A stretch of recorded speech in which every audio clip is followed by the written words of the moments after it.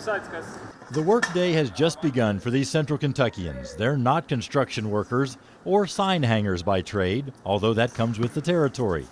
Their skills seem limitless. They can work sound equipment, act, juggle, climb, do magic, train animals, eat fire, and defy pain. 2, 3! To see all this, you'd expect a large cast of performers, but it's just Victor Kent and 4 of his 7 children. It slowly morphed into it. It was originally Victor Kent Magic Show. Then it went to Kent Family Magic Theater because we had more than just magic. And then the circus elements started getting bigger and bigger and the props getting bigger and bigger. And before long, we became the Kent Family Magic Circus. They bring wine coolers in California. Until about a year ago, home base for this family circus was Northern California.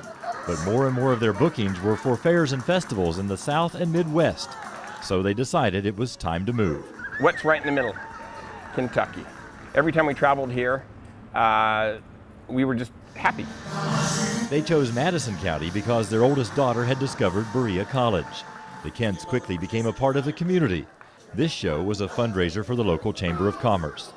The family matriarch, Mami Kent, loves that all of the kids have embraced circus life. They'll be traveling most of the summer, and no one has to stay behind. So when we face any problem in the show, then, like 2 heads are better than 1. It's like, 7 or 9 heads are better than 1. So everybody has a different input, and then we end up solving the problem that seemed impossible. The kids know their lifestyle is fascinating to the other children they meet on the road. But I think they're fascinating too because we're always traveling, and then they have different things which they do at home, like sports, and they'll do field trips to places, and yeah. Both parents admit it can be nerve-wracking to see your children hanging from the rafters or taking a stab at new tricks. Stop me. But they believe performing builds confidence that will serve the kids well throughout their lives. Ladies and gentlemen, Amelia! The only problem with this business model is children grow up, move away, and start lives of their own. 2 have already done that. So what does that mean for the future of the family circus?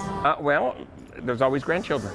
There's 2 or 3 of the kids that will probably keep performing, and we may just have to downsize the show. Or things could happen where we just end up growing the show. So there are hoops to jump through each show season, but the Kents are especially happy this year, knowing when they return from the road, they have friends and fans waiting for them in their new Kentucky home.